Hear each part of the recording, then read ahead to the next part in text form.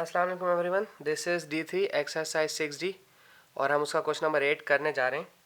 भाई इसमें दो पॉइंट दिए हुए, एक दिया हुआ है A04 और एक दिया हुआ है B6 और 6। कहते हैं C पॉइंट कुछ इस तरह से है, मालूम करें पॉइंट C जो कि एक्स एक्सिस पर है। जब एक्स एक्सिस पर है तो उसका एक्स रहेगा और वाई उसका 0 हो जाएगा। और कुछ इस तरह से कि AB का डिस्टेंस बराबर है BC के। तो जब उन्होंने डिस्टेंस दे दिए हमें, दोनों ए बी और बी सी का डिस्टेंस बराबर दिए, तो हमारे पास डिस्टेंस देने का मकसद ही यही है कि जनाब आप डिस्टेंस का फॉर्मूला लगाएं।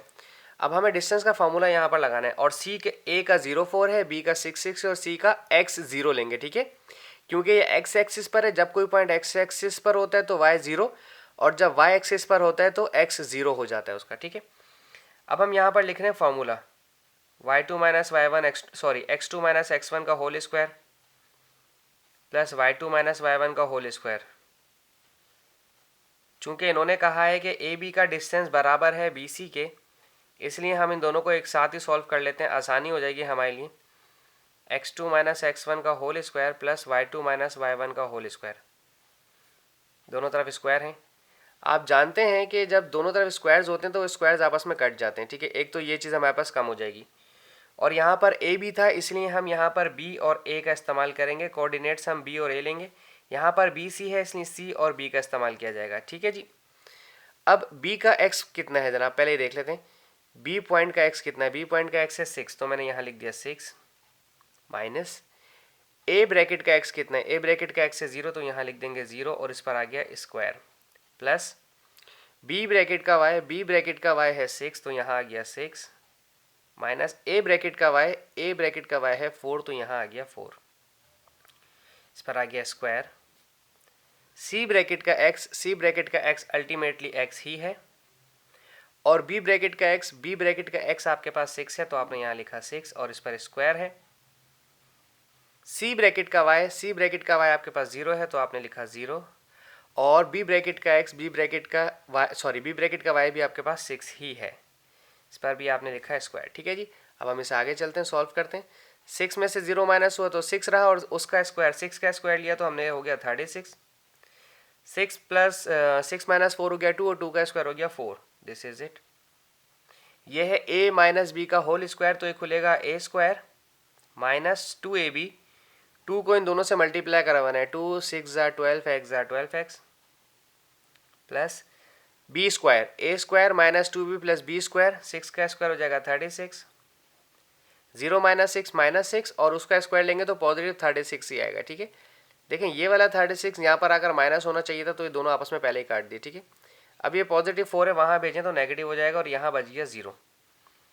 X square minus 12x plus 36, positive 4 यहाँ के नेगेटिव हो जाएगा, so X square minus 12x plus minus minus 32 positive का आएगा। देखें अब एक क्वाड्रेटिक इक्वेशन बन गई। अब आपने तोड़नी है इसकी मिडिल टर्म, चाहे तो आप इसको अभी अरेंज भी कर सकते हैं, 0 यहाँ ला के इसको यहाँ लिख दें। अच्छा, मुझे कोई दो ऐसे नंबर बताएं जिन्हें मल्टीप्लाई करें तो 32 है और उन दोनों को प्लस भी करें तो आपके पास 12 आना चाहिए, ठीक है। कोई दो ऐसे नंबर बताएं जिन्हें मल्टीप्लाई करूं तो 32 आए और उन्हें प्लस करूं इस साइन की वजह से। यहाँ माइनस होता तो मैं माइनस बोलता, यहाँ प्लस है तो मैं प्लस बोल रहा हूँ। मल्टीप्लाई तो अल्टीमेटली करना है, ऐसा नहीं कि प्लस है तो मल्टीप्लाई करवा रहा हूँ, माइनस होता तो डिवाइड करवा रहा था, नहीं, मल्टीप्लाई तो होना ही होना, कंडीशन है। बस ये साइन बताता है कि फैक्टर्स को प्लस करना है या माइनस करना है, ठीक है। तो अब हमारे पास यहाँ पर 8 4 32 होता है, ठीक है ना, 8 4 32 होता है, ठीक है। देखें 8 4 32 और 8 और 4 को प्लस किया तो 12 आ जाएगा, ठीक है। अच्छा, ब्रैकेट खोलें, x square minus 8x minus plus minus 4x minus 32 equals to 0, ठीक है। अब आप इनमें से ले लें कॉमन, ठीक है। कॉमन किस तरह से निकालेंगे आप कि इन दोनों में आपके पास x कॉमन है, ठीक है जी, तो ये बिकम x और यहाँ पर बचा 8 माइनस इन दोनों में 4 कॉमन है क्योंकि ये भी 4 के टेबल में आता है और ये भी 4 के टेबल में आता है, सो 4 यहाँ पर बचा x माइनस माइनस हो गया plus, minus plus minus sorry ये 32 था, सॉरी प्लस 32 था, माइनस प्लस माइनस होगा। देखें मुझे इसलिए कन्फ्यूजन हुई कि यहाँ पर माइनस का साइन है तो अल्टीमेटली यहाँ पर भी माइनस ही होना चाहिए था, तो मैंने प्लस 32 को गलती से यहाँ माइनस 32 उतार लिया था। मिडिल टर्म में ये फ़ायदा होता है कि अब आपको बताया था कि आप क्या गलती कर रहे हैं। माइनस प्लस माइनस होगी और 4 8 32 इक्वल्स टू 0। अब x माइनस 8 और x माइनस 8 दोनों ब्रैकेट्स कॉमन है, तो आपने सिर्फ एक ब्रैकेट लिखी x माइनस 8 की, और बाकी ये x और ये -4 बचा तो आपने इससे भी कॉमन ले लिया इक्वल्स टू 0। कॉमन क्या ले लिया, बच गया। कॉमन तो हमने x माइनस 8 लिया था, तो ये दोनों नंबर्स बच गए थे। अब x माइनस 8 भी 0 है और x माइनस 4 भी 0 है, ठीक है। तो ये -8 वहाँ जाएगा तो पॉजिटिव हो जाएगा, x इज इक्वल्स टू +8 और x इज इक्वल्स टू -4 वहाँ जाकर +4 हो जाएगा। तो x के दो आंसर हैं। c में हमारे पास, c हमारा था x 0, तो x या तो 4 हो सकता है या तो 8 हो सकता है। दो आंसर है हमारे पास x के, आ सकते हैं या तो ऊपर की तरफ होगा या तो बहुत ज़्यादा ऊपर होगा। अच्छा, अब अगला पॉइंट उन्होंने पूछा था कि ABD हमारे पास किस तरह से है, परपेंडिकुलर है। वो कहाँ गया, सवाल कहाँ गया, ये लिखा है find the point D on y axis. जब D, अब ये पार्ट 2 की बात कर रहा हूँ मैं, ठीक है, इसी में करवा रहा हूँ पार्ट टू की बात कर रहा हूँ। कहता है D जो है वो y एक्सिस पर है। जब y एक्सिस पर है तो इसका y तो मालूम करना है और x एक्सिस इसका 0 हो जाएगा। मैंने थोड़ी देर पहले बताया था कि जब x एक्सिस पे हो तो y 0, y एक्सिस पे हो तो x 0 हो जाता है।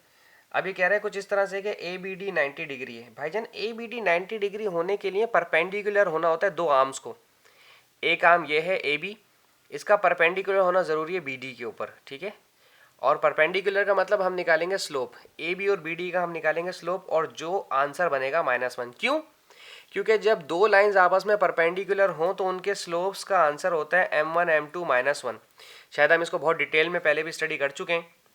अब ये है y2 minus y1, x2 minus x1। बोल x2 रहा हूँ, लिख रहा हूँ खाली y, क्योंकि एक तरफ b आएगा और एक तरफ a आएगा, इधर b इधर a।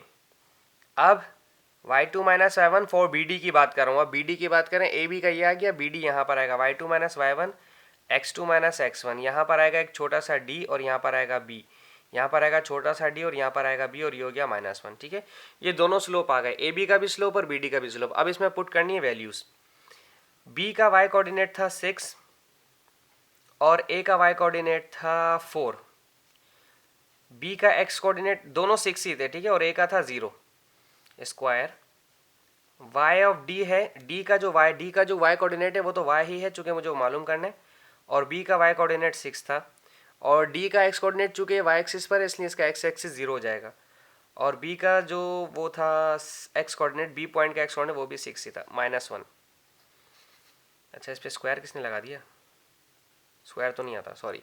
6 में से 4 गया तो बचा 2, और 6 माइनस 0 6, माइनस भी नहीं आता, मल्टीप्लाई का साइन आता है, क्या कर रहा हूँ। y माइनस 6 रहा, और 0 माइनस 6 -6 हो गया, ठीक है, इक्वल्स टू -1, ठीक है। अब 2 1 ज़ा 2, 2 3 ज़ा 6, ठीक है। ये हो गया y माइनस 6 अपॉन माइनस का 18, क्योंकि मैंने इस 3 को इससे मल्टीप्लाई करवा दिया और यहाँ पर रहा -1। अब ये माइनस का 18 मैं वहाँ भेज के मल्टीप्लाई करवा देता हूँ, तो ये हो जाएगा पॉजिटिव का आपका, ठीक है जी। अब हमारे पास असल में जो है, सिर्फ हमें ये पिछले वाले क्वेश्चन में हमारे पास कुछ ऐसा था कि हमें प्रूफ करना था कि हमारे जो स्लोप्स हैं वो -1 बन रहे हैं। अब हमारे पास जो पॉइंट्स हैं, अब हमने इसको सॉल्व करना है कुछ इस तरह से, मैं दिखाता हूँ आपको।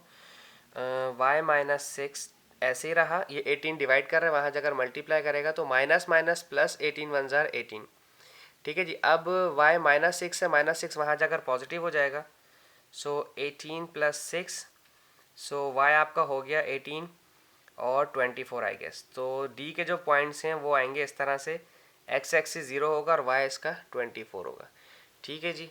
आई होप आपको समझ आया हो और मैं आपकी मदद कर पाया हूँ इस तरह से सवाल को करने में। Thank you so much, thank you for watching my channel. Allah हाफिज़।